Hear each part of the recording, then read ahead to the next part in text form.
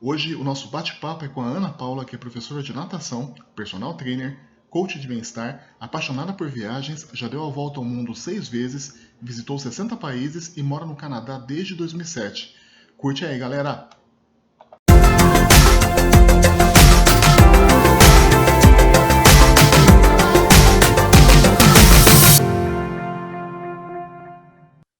Gente, eu tô aqui com a Ana. A Ana, ela é professora de educação física e personal trainer aqui no Canadá. Mas não vou contar muita coisa, não. Vou deixar para ela se apresentar. Ana, conta pro pessoal de onde você veio, a sua formação. Ok. Oi, gente. Meu nome é Ana Paula no Brasil. Aqui no Canadá eu virei só Ana, porque Ana Paula é um nome composto aqui. Então, começava que eu falava para o povo: Ah, meu nome é Ana Paula. Ana Paula, is Paula your middle name? É o teu nome do meio? Não, meu primeiro nome é Ana Paula. Aí eles, nossa, porque aqui não é normal o nome composto, né? Então aqui eu virei Ana só. Mas enfim, na verdade, eu saí do Brasil bem nova. Eu saí do Brasil quando eu tinha 22 anos. No ano que eu me formei, eu estava trabalhando em hotel, fazia recreação em hotel, então a gente fazia atividades com as crianças ou atividade com os adultos, era um resort, né? Então a pessoa ia para lá, colocava o Kids Club, que eles chamam hoje em dia no Brasil, nesses grandes resorts, e eu queria ir para outros estados. Eu trabalhava em um em Curitiba, o Mabu, eu acho que é até uma rede, né, que tem em outros estados no Brasil. E eu queria ir para esse hotel na Bahia, só que uma dos requirements que tinha na entrevista era falar outra língua. E eu pensei, né, que com o meu inglês da escola, com certeza eu ia conseguir. E eu não passei. Aí eu trabalhava com essa menina que fazia acampamentos nos Estados Unidos e ela, né, sempre comentava que ela ia para os Estados Unidos quando era o verão aqui, que é o nosso verão canadense, né? E falava que, né, o camping que ela fazia lá era todo em inglês, tal. Então eu achava o máximo. E como eu não tinha entrado na entrevista para a Bahia, aquilo começou a ficar na minha cabeça. Eu tenho que falar inglês, eu tenho que falar inglês.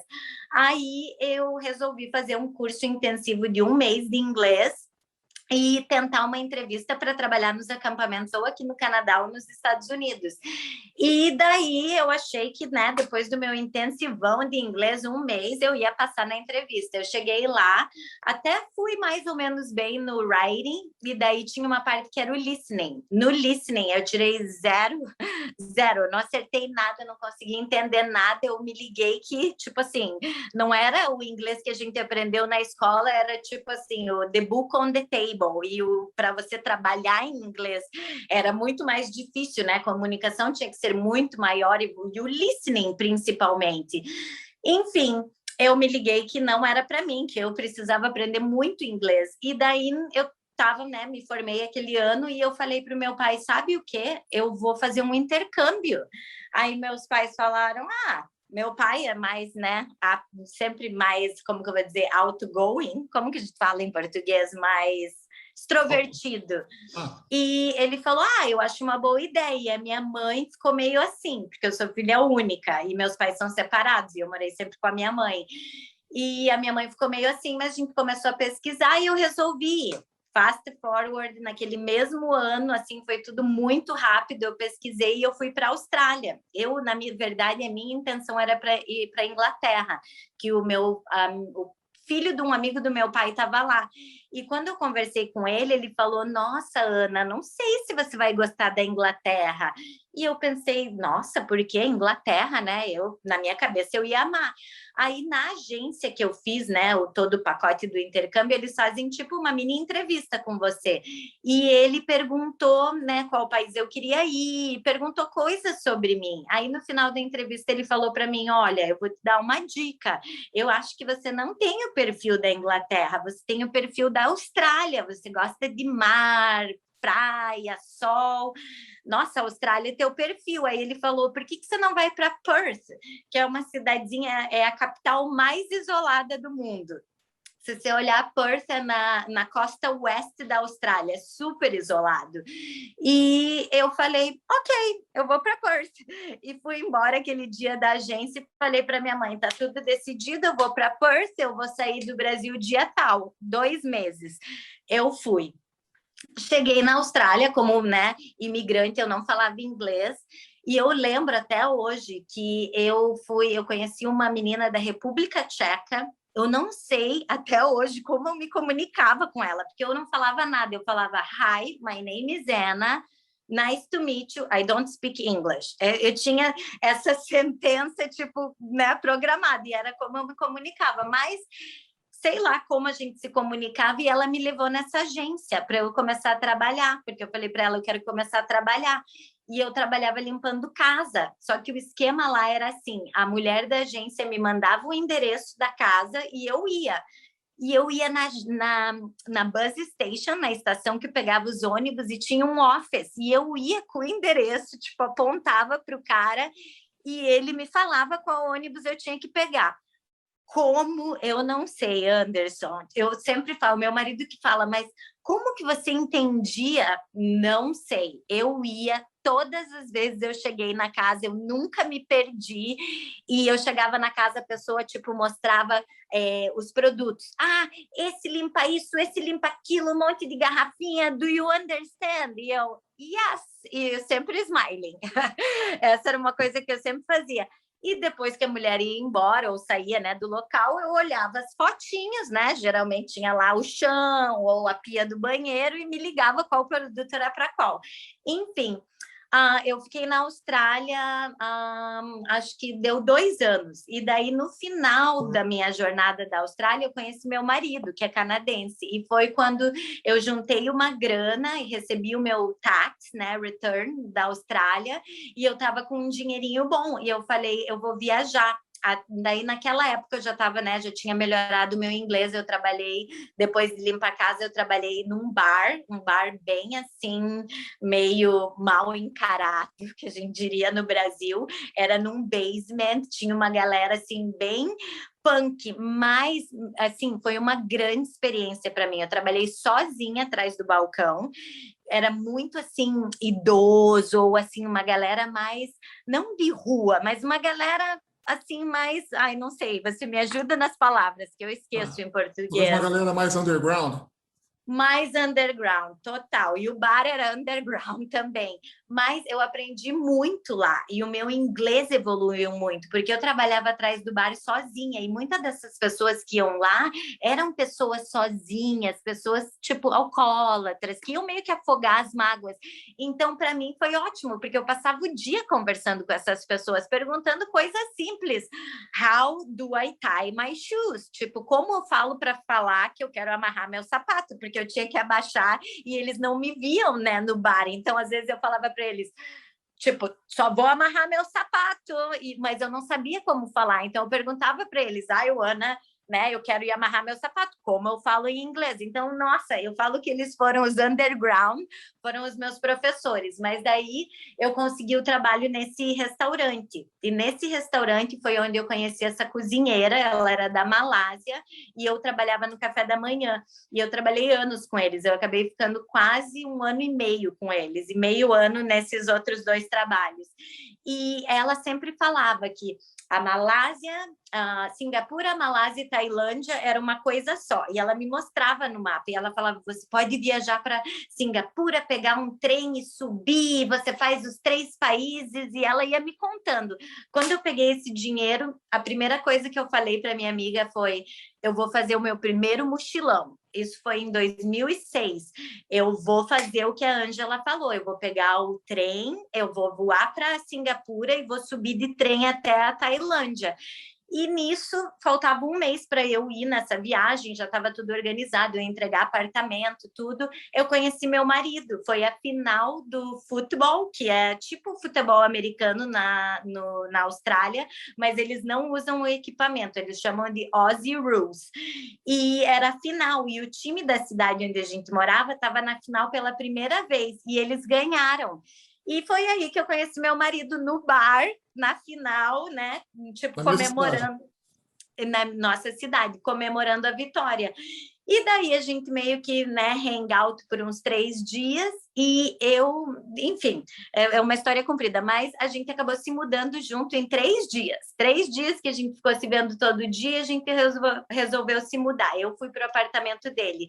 Eu tinha um mês para minha viagem. E daí a gente fez a viagem junto, acabou, né? Eu fui na minha viagem, ele veio me encontrar, daí ele me convidou para ir para a Índia, passar o Natal com ele. Eu fui para a Índia, eu só tinha o dinheiro da passagem. Ele falou: "Don't worry, você vem e me encontra lá, eu vou pagar tudo". Eu pensei: "Bah, uma viagem para a Índia toda paga, lógico que eu vou".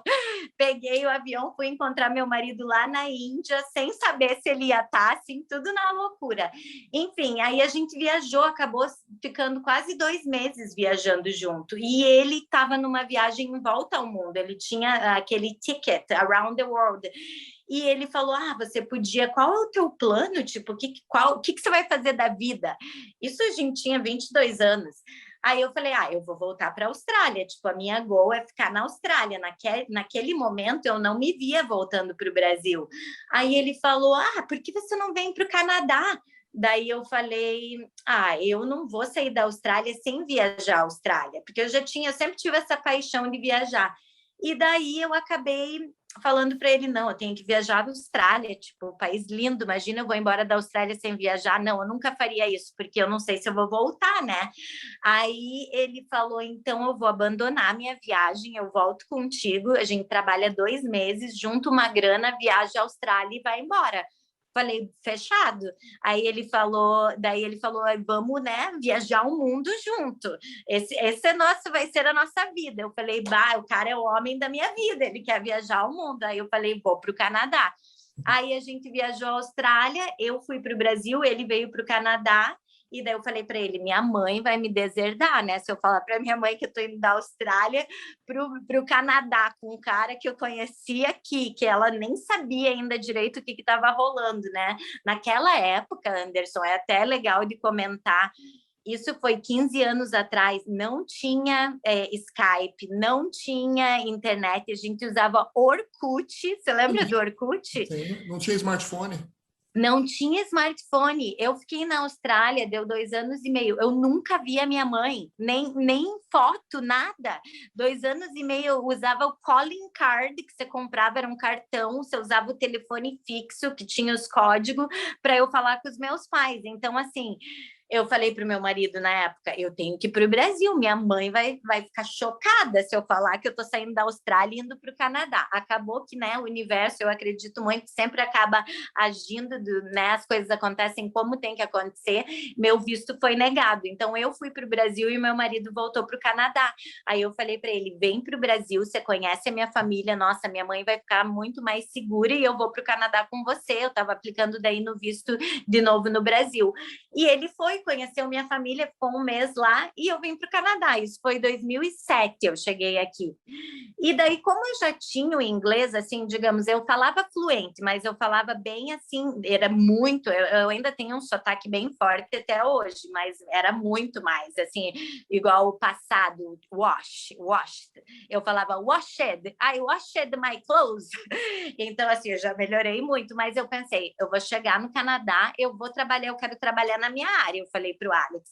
Aí ele falou: qual é a tua área, tal? Eu falei: no Brasil eu sempre fui apaixonada por natação durante a faculdade, todos os meus estágios e trabalhos, né, que não era obrigatório, né, que a gente teve que fazer vários estágios obrigatórios, era sempre natação, porque era o que eu gostava. Aí eu falei para ele: eu quero voltar a trabalhar com natação. E a gente se mudou para essa cidadezinha onde o pai dele morava, que era 20 mil pessoas, e tinha essa escola de natação.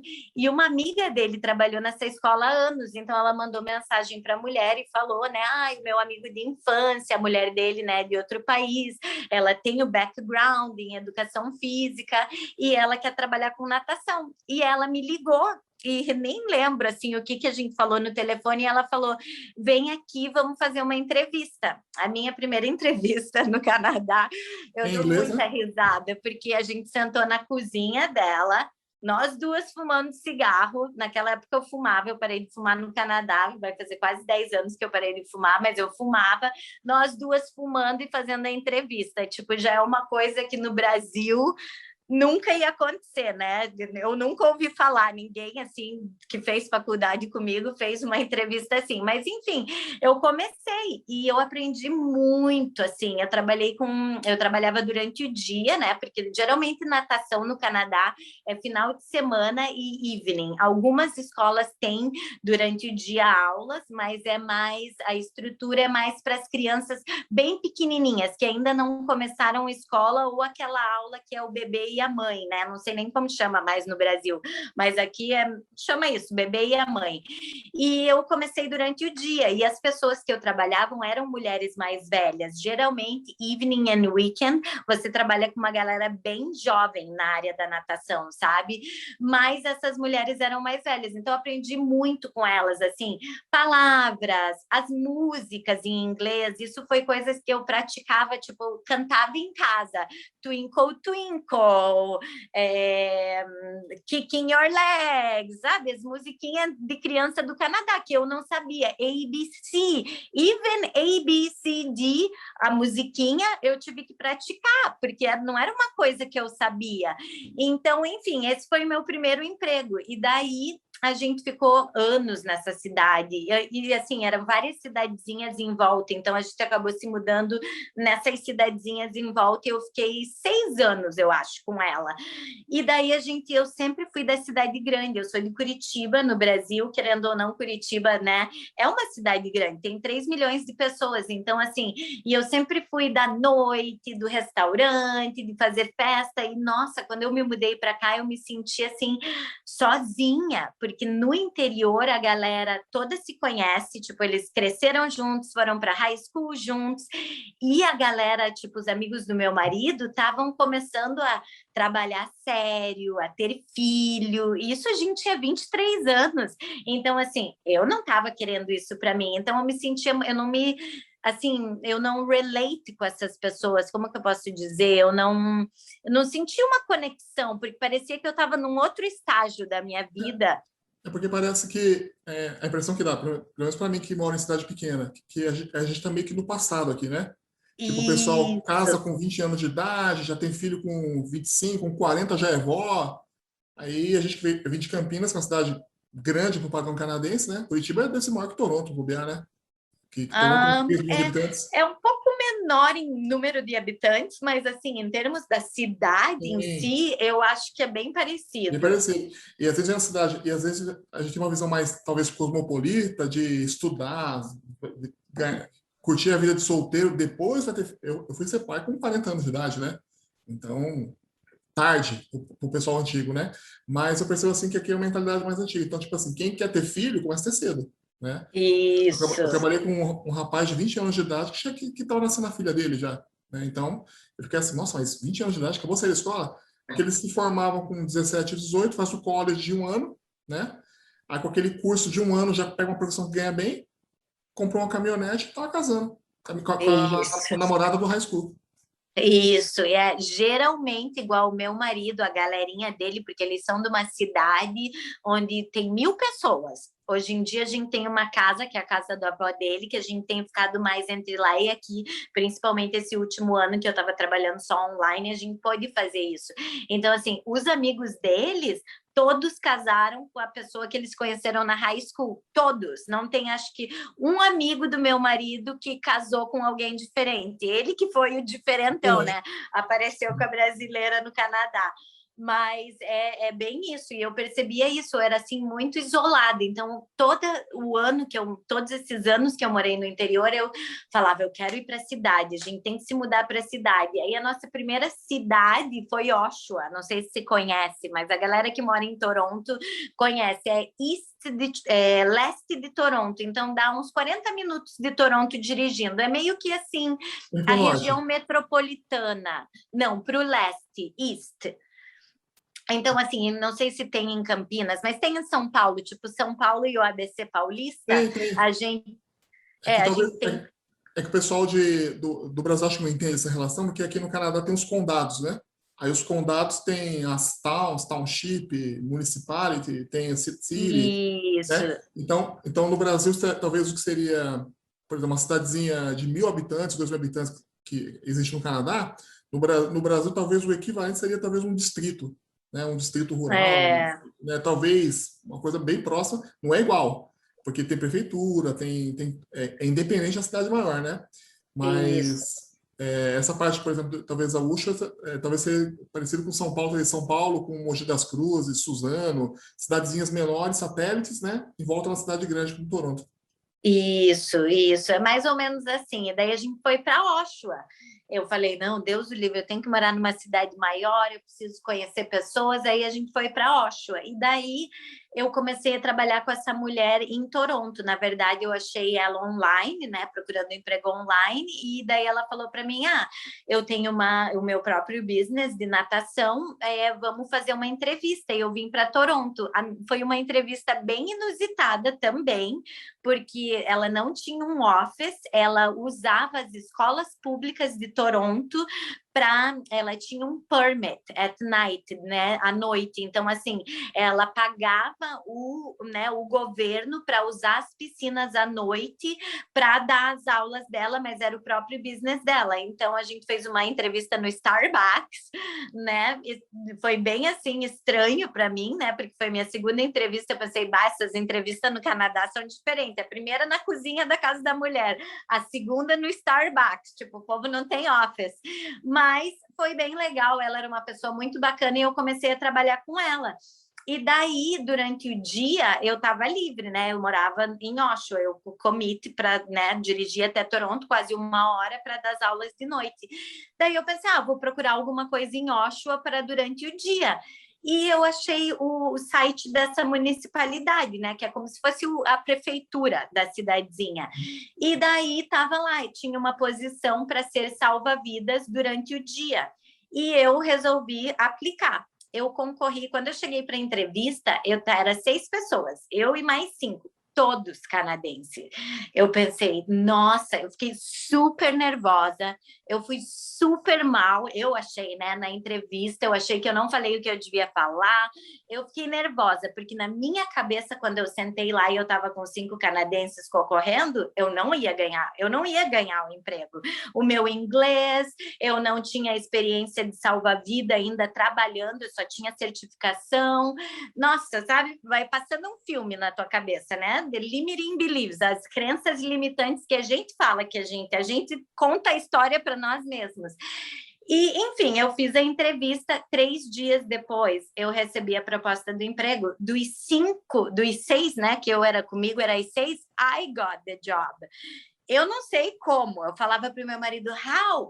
Mas daí eu comecei a trabalhar na municipalidade. Na verdade, essa foi a minha primeira real, né, entrevista real, onde eu sentei, onde eles fizeram perguntas como essa, eu achei que eu fui muito mal. Ela falou, what are your bad qualities? Quais são as suas más qualidades, né? Quais são os teus defeitos? E eu pensei, meu Deus, o que a mulher quer ouvir? Tipo assim, quem que fala dos defeitos numa entrevista de emprego? Aí, o que eu respondi eu achei que foi muito ruim, mas o amigo do meu marido, na época, ele contratava pessoas, ele era gerente de uma academia e ele falou que foi brilhante a minha resposta.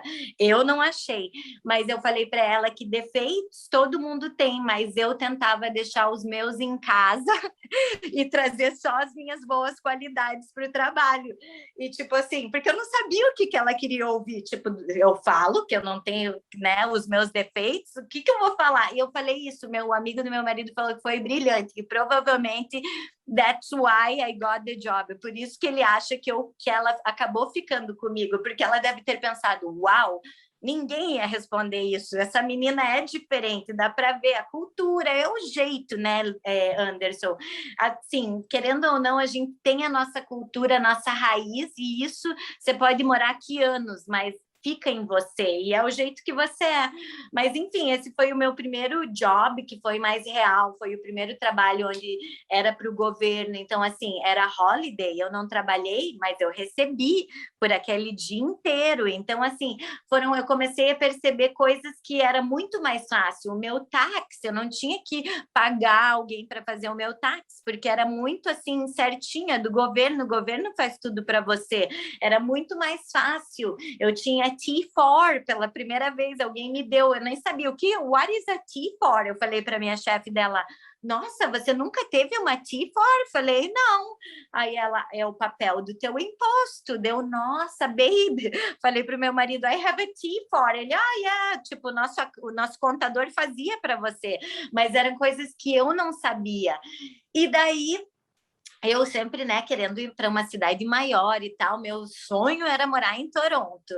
E daí a gente acabou vindo para Toronto em 2014. E eu estava ainda trabalhando com aquela pessoa que eu trabalhava, que eu fazia o commute de noite, mas chegou num tempo assim com ela que eu praticamente eu estava eu fazia o business dela para ela, ela nunca estava presente, mas tipo, eu não ganhava por tudo que eu estava fazendo, sabe? E ela meio que assim tirava vantagem de mim. Aquela história, a gente conversou um pouco antes, né, da nossa começar a gravar o vídeo. Aqui no Canadá as pessoas são muito robotizadas. E eu vejo que eu, assim, em todos os empregos que eu tive, os meus chefes me viram como assim, pau para toda obra, digamos assim. E às vezes também a gente tem que cuidar com isso, porque tem pessoas que tiram vantagem disso, sabe? E essa pessoa que eu trabalhei, ela estava meio que começando a se tirar vantagem, sabe? Eu não ganhava por tudo que eu fazia para ela. E daí a gente se mudou para Toronto, era para eu ser full time com ela, a gente tinha todo um esquema para ela me pagar daí um salário full time. No final das contas, ela não quis fazer o contrato. Ai, não, mas a gente vai fazer em 3 meses. Aí meu marido falou para mim, ela vai te enrolar até quando ela puder, porque ela era assim, sabe? Que ela não era o tipo de pessoa que ela tem sucesso e quer dividir o sucesso com os outros. Ela queria o dinheiro todo para ela e eu queria ganhar mais, eu queria tipo ter uma coisa mais estável. Aí foi aí que eu comecei a procurar emprego e eu comecei a procurar só vaga de supervisora dentro da área da natação ou tipo manager, só cargos mais altos. Então, as minhas entrevistas foram bem mais difíceis. Teve uma entrevista que eu fiz no IMCA que tinha um projeto, você tinha que liderar. Assim, foi uma boa experiência para mim, porque assim, eu acho que quanto mais entrevistas a gente faz como imigrante, mais a gente build up a confiança mesmo em nós mesmos, sabe? De saber, poxa, aquilo eu não tinha muita certeza, de você poder ir embora, comentar com um amigo, como o meu marido é canadense e tem esse amigo que sempre trabalhou em contratar pessoas, sempre quando eu faço entrevista ou tenho alguma coisa, eu, né, brainstorm com ele, porque ele fala, ele me dá dicas do que falar e tal. Então, assim, foi bem legal para mim. Acabou que o único emprego que não era de supervisão foi o emprego das escolas. Foi o único emprego que eu tive 2 entrevistas aqui na área da natação. Pela primeira vez, nos outros empregos que eu tive, eu não tive que fazer 2 entrevistas, mas como é escola e é muito mais burocrático, a gente faz a entrevista seca, que é uma entrevista normal, né? Que você vai fala, e a gente faz a entrevista molhada, que eles chamam, que é dentro da piscina, onde a gente tem que performar salvamentos, a gente tem que fazer a massagem cardíaca, né, envolve um pouco mais dos primeiros socorros também. E eu acabei fazendo a entrevista, passei na seca, porque você tem que passar na primeira para ir para a segunda, e fui chamada para a segunda, passei na segunda. E daí eu tive 2 propostas de emprego. Uma como gerente num centro de italiano, era um community center para italiano, e essa. E nossa, como eu fiquei em dúvida. Quase que eu fui para do italiano só por... Naquela época eu pensava que ia ser um cargo maior, que tipo assim ia me dar uma experiência maior.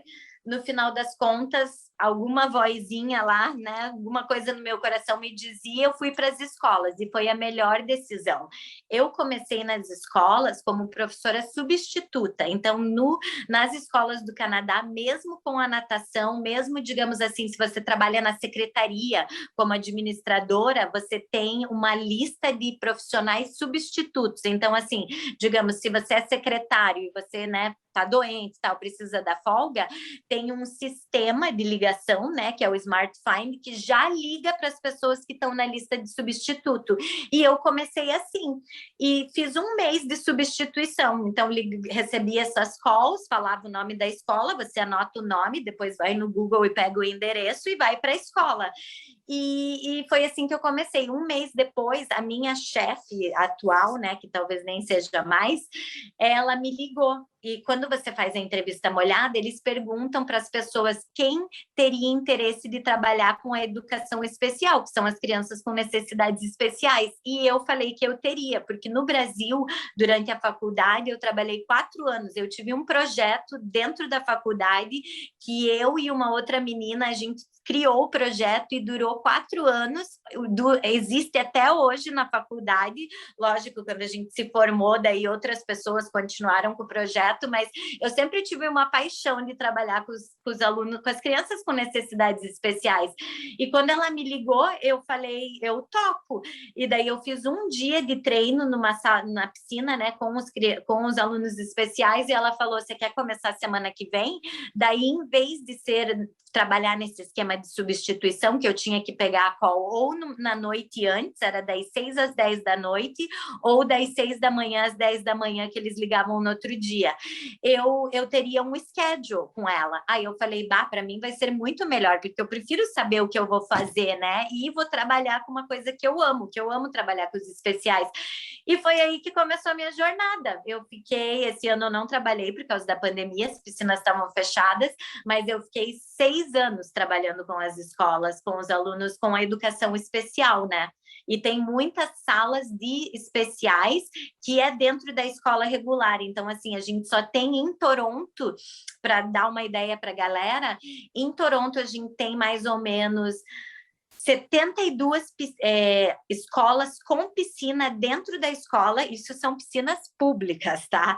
E a gente tem 2 escolas que é só de alunos especiais, só tem alunos especiais que têm piscina, essas 2 escolas também, e daí a gente tem várias escolas que é regular, mas ou tem de 2 a 10, 11 aulas, que é só dos especiais. Então, assim, eu tenho uma escola aqui que eu trabalho, que eles têm um andar que é só dos especiais. Então, tem 12 salas.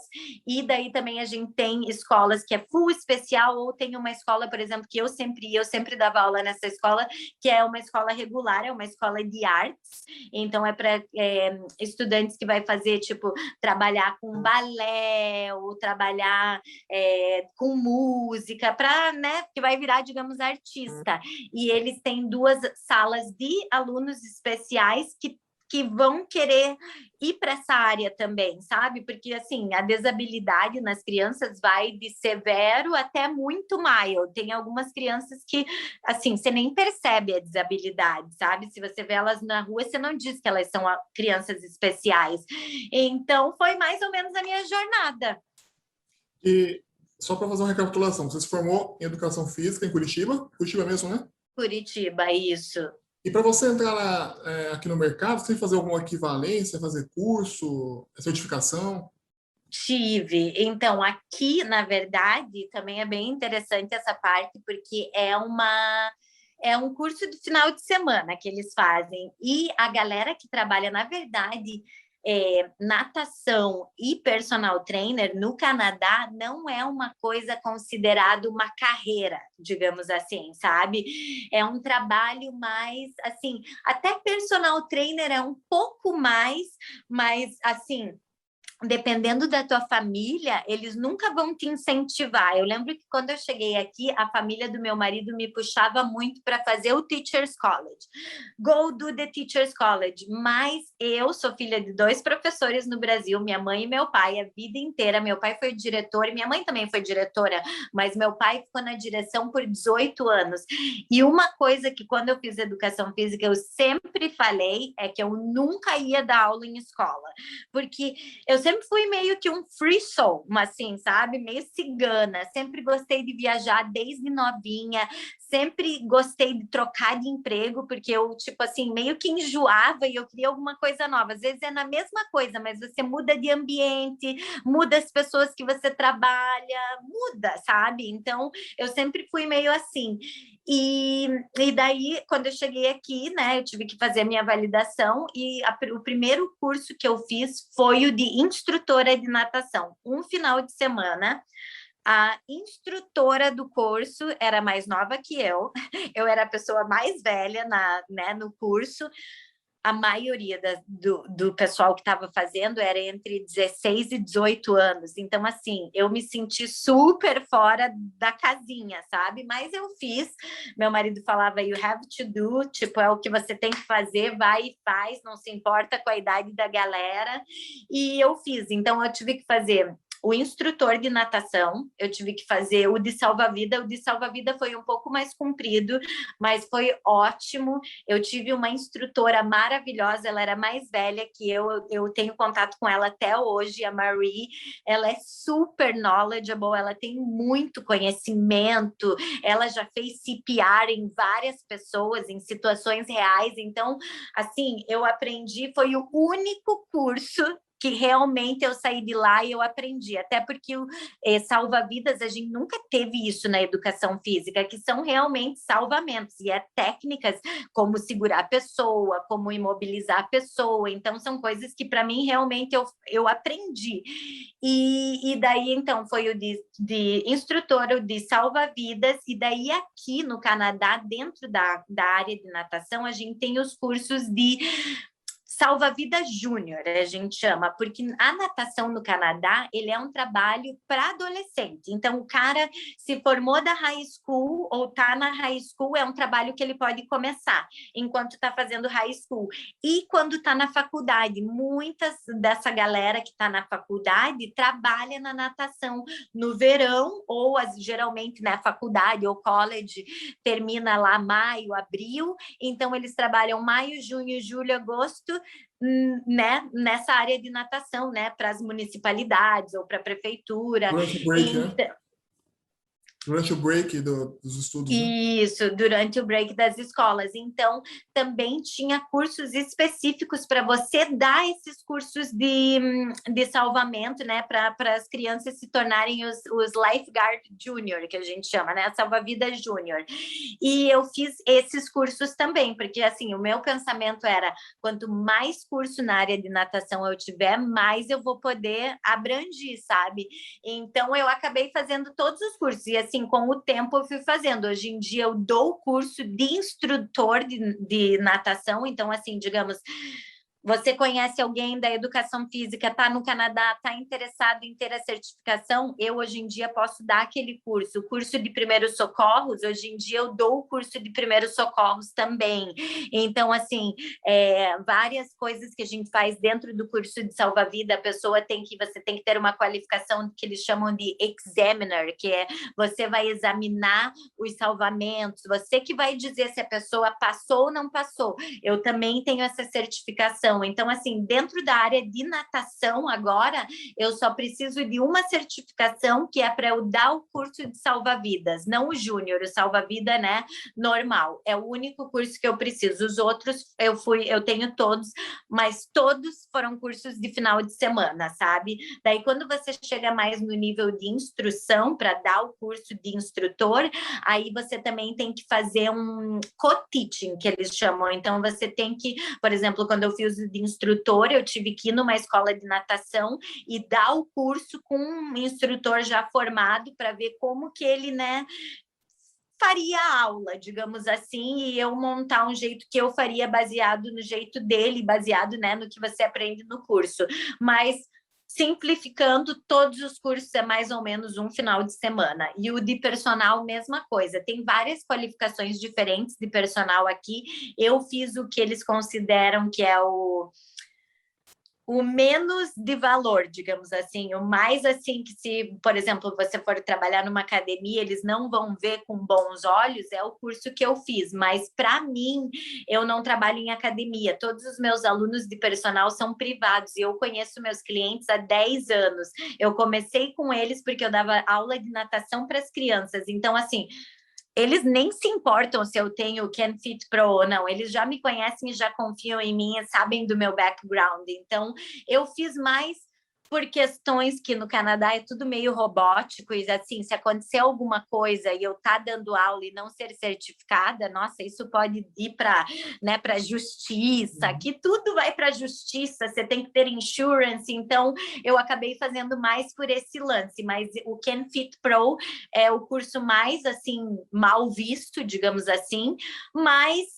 também é um curso de final de semana. Na verdade, eu não aprendi nada. Eu achei até algumas coisas meio falha, comparando com o que eu aprendi na faculdade no Brasil, né? Eu acho assim, na natação, então, nem se fala. Tanto que todos os trabalhos da natação aqui, eu acho que eu me sobressaí porque pela bagagem, sabe? Se você comparar uma pessoa que fez uma faculdade de 4 anos, todo o conhecimento que a gente tem numa faculdade de educação física, fisiologia, anatomia, desenvolvimento, psicologia da criança, a gente estuda tudo isso. E uma pessoa que fez o cursinho do Red Cross de um final de semana, a minha bagagem é diferente da deles. O meu approach com as crianças é diferente da deles, até também por você ser mais maduro, né, Anderson? Se você comparar uma pessoa dando aula para o teu filho de 20 anos e uma pessoa de quase 40, pô, a aula vai ser totalmente diferente, até pela experiência de vida. Eu acho que a gente, né, vai ficando mais velho, a gente vai adquirindo experiências. Eu já passei por tanta coisa dentro de aulas de natação que hoje em dia eu sei o que funciona e o que não funciona. Então, foi mais ou menos essa minha caminhada, assim, das qualificações aqui, sabe? Mas, por exemplo, para você dar aula na escola pública, você dá aula na escola pública, né? Você teve que mostrar sua graduação ou cada esporte ou cada modalidade de educação física só tem que fazer a certificação? Para a educação física, eu teria que fazer o Teachers College. Então, para você ser um professor de qualquer matéria do currículo, que a natação, por exemplo, ela não é uma matéria do currículo, ela é chamada de extracurricular. Então, aqui, natação, música e artes, eu acho que inclui também, é uma atividade extracurricular. Ela está dentro do currículo, mas ela não é, digamos assim, você não vai não passar de ano se eu não te passei na natação, por exemplo, assim. Não é obrigatório, né? Não é obrigado. Ela é obrigatória, tipo assim, você não pode escolher não nadar. Eles estão até falando, depois da pandemia, teve um papo, ainda a gente não teve o meeting com a Union, né, que é o sindicato, mas está rolando um papo de agora a natação não se tornar obrigatória. Depois eu falo por quê. Que tem a coisa do banheiro agora, porque aqui no Canadá, nas escolas, a gente tem o banheiro que é unissex. Todas as escolas agora têm. Unissex, que é eles chamam de all gender or any gender. Agora esqueci o nome, que faz um ano, eu fiquei fora esse ano das escolas, então, mas vai fazer uns 2 anos, eu e a minha coworker, a gente tem o banheiro do staff, mas às vezes, sabe, você tá chegando atrasado ou você tá apurado, eu e ela entramos no banheiro e saiu um piazão, isso era uma high school. Aí a gente, nossa, o que você está fazendo aqui no banheiro das mulheres? Aí ele, this is a all gender. Aí nós saímos da porta, tinha o sinal, é um banheiro unissex. Então, assim, a gente está tendo muitos alunos, está virando uma coisa bem popular no Canadá. Menino que está, né, transgender, que está virando menina, ou menina que está virando menino. Eu tenho vários alunos. E, assim, então tem o banheiro e está tendo esse problema, porque com a natação, a gente se troca, a gente acaba, mesmo quando a pessoa é transgender, a gente acaba enviando, se, né, o sexo original era masculino, a gente envia para o banheiro masculino, mas está tendo um problema, porque daí ele já não é mais um menino, sabe? Alguns estão tomando hormônio para criar, né, os seios e tal, é super complicado. Então está tendo um papo de não ser obrigatório, mas ele é obrigatório nesse momento, né? Até esse ano era, só que assim, você não vai reprovar porque você não passou em música, digamos assim. Entendi. E uma pergunta interessante: o que você sente mais diferença entre uma escola canadense e uma escola brasileira? Nossa, muita. A gente estava falando antes do vídeo até. Uma coisa que quando eu comecei a trabalhar nas escolas, para mim era uau! E eu falava para as meninas que trabalhavam comigo, mas a maioria canadense, elas acho que não entendiam. Eu falava, uau, parece que eu estou num filme, porque os lockers, os armários no corredor, isso é coisa que a gente não tem no Brasil, né? E é coisa que, assim, eu cresci vendo em filme americano. Então, nossa, eu ficava assim, tipo, Para mim era assim, parecia que eu estava dentro de um filme. Realmente é igual a gente vê nos filmes. Eles chegam nas escolas, eles vão no locker, eles colocam algumas coisas no locker, eles saem só com os livros. No intervalo, principalmente high school, eles ficam ali, né, em volta dos locker. É assim, essa parte eu sempre falo. Até hoje eu falo para os meus alunos quando eu trabalho com a educação regular, eu falo para eles: nossa, é igual tipo, é igual filme, e às vezes a gente conhece crianças que são filhos de imigrantes, né? Principalmente na educação regular e high school, e daí eles, nossa, é verdade, no meu país também não tinha. E esse que é o legal do Canadá. No Brasil, eu nunca dei aula em escola lá, né? Porque a minha carreira na educação física realmente foi totalmente fora do Brasil. Quando eu me formei, eu saí. Mas o que eu vejo, assim, né, pelos meus pais, que sempre foram professores, é isso. O Canadá, e até quando a minha mãe vem, ela fica assim, né, encantada com essa parte. É um país muito multicultural, então depende da região onde você dá aula, é um público totalmente diferente. O meu trabalho com os especiais, eu fazia 2 escolas por dia, então de manhã eu ia numa escola, no meu almoço eu fazia o commute para outra escola e eu dava aula em outra escola. E eu dava aula desde o kindergarten até o high school, então eu vi tudo dentro do school board. E às vezes, assim, de manhã eu estava numa área mais leste, digamos assim, mais canadense mesmo, você vê de várias gerações e tal, e você vê que o estilo da sala de aula e das crianças são diferentes. Daí você vai para uma região mais oeste, você pega uma área onde tem bastante Afeganistão, Paquistão, tipo, eu dava aula numa área, a maioria era muçulmano, as meninas nadavam com o negócio na cabeça, com calça comprida, com blusa comprida, fully clothed e com o negócio na cabeça. E ia separado dos meninos. Às vezes eu até falava para eles: você pode tirar, só tem mulher aqui. Elas não tiravam. E daí a minha chefe falava: Ana, não fica propondo para tirar, que a minha chefe sabe que eu sou meio diferente, e eu fazia as coisas meio diferente. E ela nunca assim falou: não, não faz isso, mas ela falava: é melhor deixa elas, né? Que a cultura, tal, às vezes elas nem podem tirar. E eu falava: meu Deus, mas como que vai nadar com tudo aquele negócio? Elas nadavam. Então, assim, essa parte é muito interessante também. Você acaba aprendendo muito da cultura. Tinha meninas que não usavam, e eu perguntava: nossa, mas por que ela tá usando e ela não tava? E a professora me explicava que elas começam a usar depois, né, que elas têm, né, começa a ficar mocinha e tal. Então, é muito interessante. Você acaba aprendendo sobre culturas também nas escolas aqui no Canadá, por ser um país muito multicultural, né?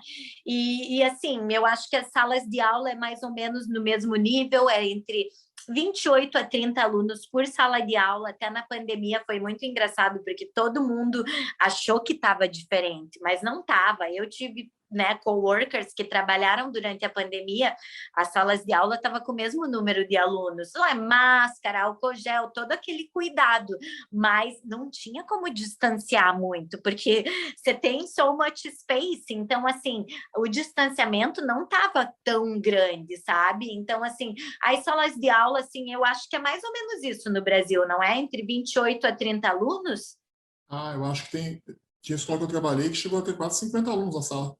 Sério? Ah, então é Sério. menor. Não. Aqui eu acho que é no máximo 30, mas é mais ou menos entre 24 a 28 alunos. E na sala de alunos especiais, máximo 10. Entre 8 e 10, mais de 10 não tem como, e classe de alunos especiais sempre tem o EA, que é o Educational Assistant, que eles chamam aqui, que na verdade é um assistente do professor, né? Porque precisa, eu tenho aluno com desabilidade que só mexe o olho. Eu tenho aluno com desabilidade que, tipo assim, não mexe nada, mas tá super, a mente tá normal, e ele se comunica tudo por um iPad.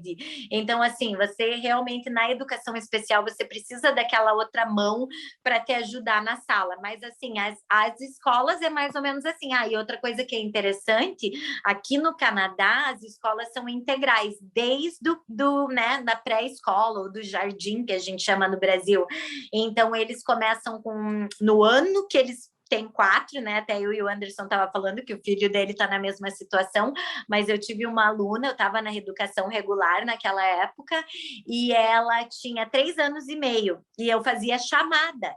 E ela não sabia responder a chamada, então foi um treino de 1 mês com a menininha, Ayla, o nome dela, eu nunca esqueço dela, hoje em dia ela tá no Grade 4, ela me conhece, Miss Anna, ela sempre wave para mim na escola, e a gente teve que treinar ela, porque imagina, 3 anos e meio, um bebê, e a gente falava, Ayla, na chamada, e ela, tipo, nem tchum, aí a gente, Ayla, quando a gente chamar teu nome, a chamada, is attendance, you need to put your hands up and say, here! E daí, depois de 1 mês que ela conseguiu, tipo assim, interagir na chamada. Então, assim, eu acho isso bem interessante também, porque os pais aqui, principalmente kindergarten, vira meio, os pais não, os professores, vira meio pai, sabe? Porque igual a Ayla, ela era muito pequenininha, a gente tinha que trocar a fralda dela e tudo. Então, assim, você vira meio pai, sabe? Então, aqui é integral até o final da high school. Não tem meio período igual no Brasil, né? A gente estudou de manhã. Eu lembro que uma época eu estudei de tarde. Não existe isso. É integral. Das 9 da manhã, 8h30, às 3h30 da tarde. Ou 3, depende da escola, né? O que eu senti diferente aqui, por exemplo, meu filho começou no kindergarten no ano passado, né? Então ele faz 4 anos em dezembro. Ele fez 4 anos em dezembro. Então ele entrou na escola e era o caçula da turma. E pra gente que é brasileiro, que é protetor, né? Botar ele no Yellow Bus, ele sozinho no Yellow Bus, sozinho, ir na escola. Até coloquei nos stories do Instagram, e pra gente o coração fica apertado. Minha esposa seguiu o ônibus no primeiro dia, pra ver se descia no ponto, no lugar certo. E imagina ele que não falava inglês, essas coisas, interagir. E a gente teve que. E o pessoal também falou pra gente assim: ó, desfralda antes de ir pra escola, porque na escola, se ele tiver com fralda, as pessoas vão ligar para você ir lá trocar, porque não pode tocar no aluno, uma coisa assim, né? E morria de medo, né? Aí teve que desfraldar antes do tempo, então foi uma trabalheira. Então é interessante porque a gente não paga, né? Não paga nada. Acho que aqui na cidade nem tem opção de escola particular, tão novinhos assim, mas você já começa a criar a independência da criança muito cedo, né? Sim, e o legal, até que você mencionou isso, a gente não falou disso antes, até quando a gente estava pensando, né, no que conversar, mas aqui, essa é a beleza, são escolas públicas, e aqui, tipo, o neighborhood onde eu moro, eu estou bem no meio, numa área de judeus e uma área de filipinos. Os judeus são ricos, né, moram em mansão de 2 milhões para cima, e os filipinos moram nos predinhos onde eu moro aqui, que é bem mais simples, mas a escola do nosso neighborhood vai o filipino e o filho do judeu que é médico. Então, assim, o padrão de vida deles é totalmente diferente, mas eles têm exatamente a mesma educação. E é isso que meu marido fala aqui no Canadá, e eu acredito muito nisso. Eu tô aqui há 15 anos e eu concordo plenamente. As pessoas têm as mesmas oportunidades. Quando que no Brasil o filho de um médico ia estudar na mesma escola do filho que a maioria das filipinas aqui, elas são babás, são como elas vêm para o Canadá, né, para poder imigrar. Nunca no Brasil o filho de uma babá ia estudar com o filho do médico. Então, assim, aqui é normal, dependendo do neighborhood onde você mora, o teu filho vai estudar talvez em uma das melhores escolas de Toronto, e é free. E outra coisa, eu sempre troco figurinha com a minha prima no Brasil, ela trabalha na Paicos Especiais, ela vê as minhas fotos, ou os meus posts, ou quando eu comentava, né, ela falava, nossa, se eu tivesse, tipo, 1/3 da estrutura que você tem, o que eu poderia criar aqui? Imagine, Anderson, escola pública com piscina. As crianças do Canadá, né, de Ontário, pelo menos em Toronto, se formam e aprendem a nadar. Natação a gente chama aqui no Canadá de life skill, é um skill que você vai ter para a vida. A gente tem muita água aqui, muitos lagos, é muito comum, né, no verão ir nas piscinas. Então, assim, saber nadar é uma coisa meio que essencial aqui, porque tem muitos afogamentos, até de muitos imigrantes, sabe? Tanto que a gente criou um programa nessas escolas mais para esses neighborhoods dos imigrantes, para enforçar, porque às vezes os pais não queriam que eles fizessem aula de natação, as meninas que tinham que usar o... Ai, tem um nome, acho que é Hajib, ou Hajid, tem o nome, e tinha que usar roupa, as mães não queriam que elas participassem da aula de natação, e foi com o tempo provando o quanto era importante que essas culturas acabaram se adaptando que um pouco a coisas que são cultura daqui, sabe?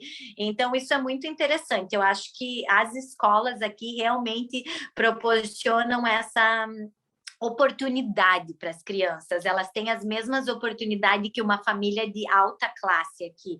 E vou te dizer assim, eu com os meus clientes de personal, eu comecei a dar aula privada de natação há uns 8 anos atrás, com famílias assim de muita grana, vivem em casas de mais de 10 milhões de dólares em neighborhood aqui em Toronto, que é super.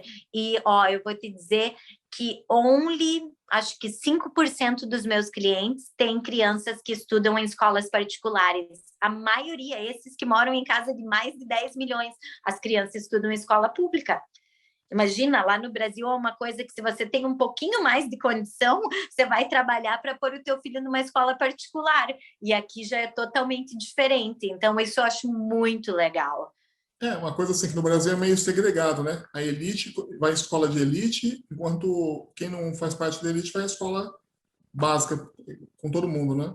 E aqui, por exemplo, eu até comentei com a Tati, né? A questão da equidade, né? Você pega, por exemplo, assim, eu morava no primeiro endereço, tinha uma mulher que era lixeira, né? Então ela dirigia o caminhão de lixo, tal, tal. E tipo assim, ela ia toda feliz trabalhar de lixeira e tal, e tipo tinha uma caminhonete gigantesca, sabe? Tipo uma casona. Eu falei assim, mas quanto ganha um lixeiro aqui no Canadá, né? E tipo ganha muito mais que eu. Acho que eu cheguei ao salário dela até hoje, né? Então, tipo, você percebe assim que no tipo tem o pessoal chama de white collar, né, que trabalha no escritório, e o pessoal blue Isso. collar, que trabalha com mais braçal. E aqui você vai na fila do Tim Hortons, está o advogado, o médico do lado do cara que é pintor, pedreiro. É tudo gente, é ser humano. No ônibus é mesmo caso, né? Nas escolas, não depende muito do seu nível social. A linha de partida é igual para todo mundo. Exatamente, e você percebe muito no metrô em Toronto, tipo assim, uma das coisas, isso eu comecei a perceber lá na Austrália, sabe aquelas bolsas de pano, que eu nem sei se eu tenho alguma aqui, acho que eu não tenho, mas é umas bolsas de pano, você vê as mulheres assim, super arrumadas, tipo, indo pro office, sapato de salto, com aquelas bolsinhas de pano. E eu lembro que eu pensava, nossa, imagina no Brasil uma mulher que, né, Tipo, trabalha em jornal? escritório, ela vai estar com uma bolsa, sei lá, Michael Kors, ou nem sei os nomes. Aqui não, as pessoas não, elas não se prendem muito nesse lance, tanto que eu lembro até hoje, e a minha mãe sempre comenta isso, quando ela veio, a gente foi no Walmart e a gente viu uma mulher com a calça do pijama. A minha mãe falou, meu Deus, quem que vem de pijama no Walmart? Eu falei, mãe, aqui é a coisa mais comum você ver o povo de pijama, é normal. E eu lembro que quando né, depois de anos aqui, eu vou para o Brasil e as minhas primas falam, vamos no mercado comprar não sei o quê. E eu levanto e falo, vamos, mas você vai assim? Falei, ué, mas nós vamos no mercado? Tem que se arrumar para ir no mercado? E elas se arrumam, porque no Brasil a gente tem mais uma preocupação com a aparência. Aqui não existe isso. Aqui você é a tua essência, não o teu look, sabe? Então, isso é muito legal. E eu vejo que as crianças são assim na escola, sabe? Eu não vejo criança, tipo, perguntando o que a outra tem ou o que a outra não tem. Na piscina, elas interagem na atividade. Talvez elas até, né, falam de alguma coisa, mas não é sobre ter coisas. E até o canadense mesmo, eu não sei, né, todas as famílias, mas as famílias que eu conheço, a família do meu marido, eles como que eu vou dizer, prioritarizam muito esse lance de de você, assim, aproveitar as coisas simples da vida, né, Anderson? Em vez de, sabe, focar muito em material. E o poder de compra aqui é igual você falou, o advogado e o lixeiro, eles não têm um poder de compra muito diferente. O lixeiro, se ele se organizar, ele vai conseguir comprar tudo que o advogado tem também, sabe? Então, eu acho que isso é muito legal aqui. E para nós, imigrantes, é o que faz a diferença, né? Não, e é bem louco porque, tipo, igual eu estava comentando, por exemplo, eu dei aula há muito tempo em escola particular no Brasil e ficava assim, as criancinhas, porque eu uso tênis de marca, porque eu uso não sei o quê, minha bolsa é Louis Vuitton, e tipo assim, 10 anos de idade, 11 anos de idade, fazendo desfile de marca, sabe? E aqui, Isso. tipo, quem faz isso aqui ou é brasileiro, né, que gosta de ficar ostentando, mas o canadense, eu falo assim até brincando, você vai assim, às vezes, para o ponto de ônibus, tem criança com o cabelo cortado de qualquer jeito, passou uma maquininha de qualquer jeito, vai com o resto de comida assim na boca, assim, que acabou de tomar café, acabou de acordar, aí você vê assim, o meu filho bonitinho, tomou banho, preparadinho para ir para a escola, mas o brasileiro se preocupa com a aparência, né? Sim, é bem isso. Aqui é muito mais relax, eu acho, sabe? Tanto que eu conheço, né? A gente até estava falando no meu Instagram essa semana, nos meus stories, do acampamento e tal. E assim, muitos brasileiros que eu conheço começaram a acampar no Canadá. Nossa, eu nunca acampei no Brasil. Tipo, aonde você foi acampar no Brasil? Eu comecei a acampar no Brasil quando eu era adolescente. Eu queria passar o verão na praia e a minha mãe não me dava o dinheiro porque ela não queria que eu passasse o verão inteiro na Ilha do Mel. Eu falava, eu vendia meu Discman, eu lembro na época eu vendi para minha tia. Eu fiquei 2 meses na Ilha do Mel de barraca. Então, assim, eu comecei, mas é assim, é você aproveitar aquelas coisas simples da vida mesmo, E, sabe? e no Brasil seria uma pessoa alternativa, aqui é estilo de vida. Exatamente, Igual exatamente. eu estava conversando com você, né? Lá no Brasil, eu vivia trabalhando para viver. E aqui, tipo, o trabalho é só uma etapa da sua vida, né? Você tem, Isso. você vai curtir o verão, vai curtir a primavera, vai curtir o inverno, curtir a sua família. Que na escola ficar o dia inteiro, aí a mãe deixa o filho na escola, o pai vai buscar, é tudo meio integrado. Não tem essa coisa de mandar a babá buscar, mandar a empregada buscar, a avó. Não, não, a maioria, e os pais são bem envolvidos aqui, né, com as E fora, crianças, eu percebo isso. e fora o voluntariado, por exemplo. Eu vi, a gente recebeu até uns convites agora no verão, né? Para ela dar uma ajudada, reformar a escola, vai ter dia do pai, fazer não sei o que lá. Coisa que no Brasil, tipo, não, tô pagando porque eu vou fazer, porque eu vou cuidar da escola, né? Isso, é. E na verdade aqui a gente paga também, né, no imposto, Tem, mas mesmo assim tem né? os voluntariados. E uma coisa que eu falo para todo mundo também é assim, né? No Brasil, as escolas não parecem prisão. Aqueles muros super altos para a criança não escapar, bota caco de vidro, cerca elétrica. Aqui as escolas são abertas, tipo, São, são. né? Então, e você, e assim, eu, por exemplo, no meu trabalho, chamava de itinerant, porque eu, né, ia várias escolas, 2 escolas por dia. A gente entrava na escola e saía e ninguém perguntava nada, tanto que tinha uma escola que a gente sempre passava pela secretaria e era a única pessoa que falava, What is your ID? Ela sempre perguntava, cadê tua identidade? Só que a gente não tinha identidade, tanto que até teve uma época que a minha chefe estava tentando arrumar identidade, né, um cartão e tal, a gente não tinha, e ela sempre falava tua identidade, e eu pensava, pô, eu tô aqui toda semana, a mulher já sabia quem éramos nós, mas mesmo assim, só que assim, aqui é muito aberto, eu era a única escola, e olha que eu atendia, acho que se eu contar nos dedos, mais de 20 escolas, então assim, nunca ninguém perguntou nada, eu entrava, eu saía, e assim, né, daí você vai conhecendo, eu sempre conheci os caretakers, que são, né, como que a gente chamaria os caretakers em português? Zelador, O zelador, o isso. inspetor de aluno. Né, eles são mais zelador mesmo.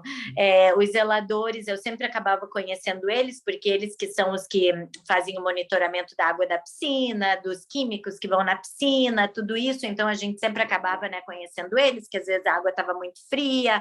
Eu odeio água fria, eu sempre reclamava, ai, pelo amor de Deus, põe essa água, põe essa temperatura para cima. E daí você cria uma relação com eles, como não tem um padrão, eles gostam de você, aí eles põem a água bem quentinha, os químicos, às vezes estava meio off, às vezes eu tinha coisas na pele, sabe? Porque o pH estava meio off, aí eu, né, avisava eles. Então, assim, os zeladores aqui são muito atenciosos, são atenciosos com as crianças, qualquer emergência, às vezes eu tinha muita emergência que eu tive na piscina, o nariz sangrando, então às vezes eu tinha tempo de pegar, tipo, eu pegava uma pranchinha e colocava para não ter sangue everywhere, mas às vezes não tinha tempo, e daí eu tinha que ligar para eles, porque é sangue na beira da piscina, você está com todos os outros alunos na piscina, 2 minutos eles estavam lá, limpavam, então assim, eu acho que, assim, dentro das escolas, os funcionários, né, eles trabalham muito integrado também, eu acho isso muito legal,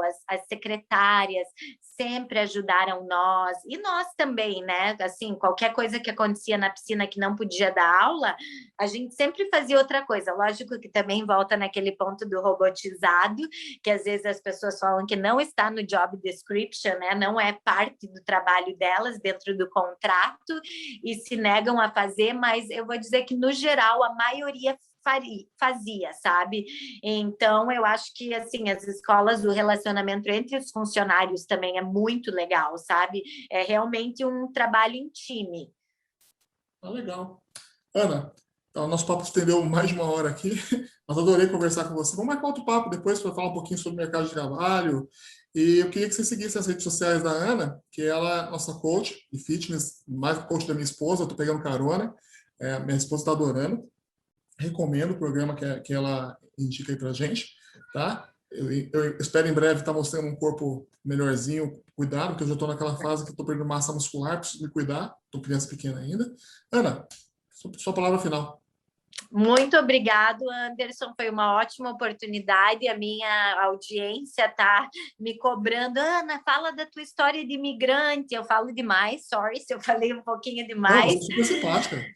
E daí quando você compartilha comigo também. A gente até comentou, vamos ver se a gente marca uma live no Instagram e conversa um pouco mais sobre imigração, esse lance das escolas, e acho que é uma experiência bem legal, até para quem está no Brasil, já ir pensando se está com a ideia, né, do Plano Canadá, que a galera chama, e pensando, eu acho que hoje em dia está bem fácil de migrar. O Canadá, sim, é um país maravilhoso, eu estou aqui há 15 anos, eu sempre falo, na pandemia, acho que eles podiam ter feito as coisas um pouco melhor, mas, assim, não dá para reclamar, né? Igual, tipo, eu tô agora quase 8 meses sem trabalhar, eu recebi esse tempo inteiro por, né, trabalhar com o governo e tal. Então, assim, tem muitas coisas aqui que realmente funcionam, sabe? Então, daí a segurança, né, Anderson? Acho que a segurança, assim, principalmente para nós brasileiros, eu vejo pela minha mãe, minha família, aquela história que você falou, muro alto, caco de vidro, sempre, né, preocupado. Aqui a gente não tem essa preocupação. Eu vou viajar, eu moro num prédio, eu tô no primeiro andar, aqueles prédios baixinhos, eu deixo o meu balcone, a porta aberta por 3, 4 dias. Nunca entraram aqui. Assim, eu deixo o meu carro aberto, meu marido tem uma caminhonete, às vezes ele compra, como que fala, ferramenta cara, mas ele não tem como trancar dele. Deixa ali, fica ali durante a noite. Nunca, assim, aconteceu nada. Então, eu acho que lá tem os casos também que acontecem, né? Que não acontece, mas é uma grande diferença do Brasil. Acho que a segurança, assim, para mim, é o que pesa mais até, sabe? Em voltar. E para mim, a profissão, né? Porque eu nunca trabalhei no Brasil na minha área. Então, eu estaria começando do zero lá. Então, eu acho que é isso. Tomara que ajude a galera, né? Que é interessada nessa área da educação física. E se vier para ser professor, procurar Teachers College, se tiver esse interesse, fazer. Eu acho que, assim, você consegue validar teu diploma e entrar super fácil, é mais a dedicação de fazer mesmo, sabe? Eu poderia ter feito, não fiz porque realmente eu sou mais cigana, eu gosto de migrar. Vamos ver agora, eu estou batalhando no meu business, se tudo der certo, setembro eu não volto com as escolas, mas talvez eu volte ainda mais uns 2, 3 dias por semana, né? Porque querendo ou não é uma coisa garantida. Mas a goal agora para mim é sair das escolas e ficar só com o meu business. Vamos ver se dá certo. Muito legal, Ana. Gente, muito obrigado, Ana, pelo bate-papo. Sigam a Ana nas redes sociais, aqui no Instagram dela. Vocês vão adorar. Eu adoro ficar interagindo, participando, vendo os stories. E também, depois eu vou entrar em contato mais com a Ana para pegar alguns toques. Quero voltar a ser professor no futuro. Quem sabe aprender alguma coisa mais com a Ana. Ana, valeu. Obrigado, Isso. viu? Obrigado, Anderson.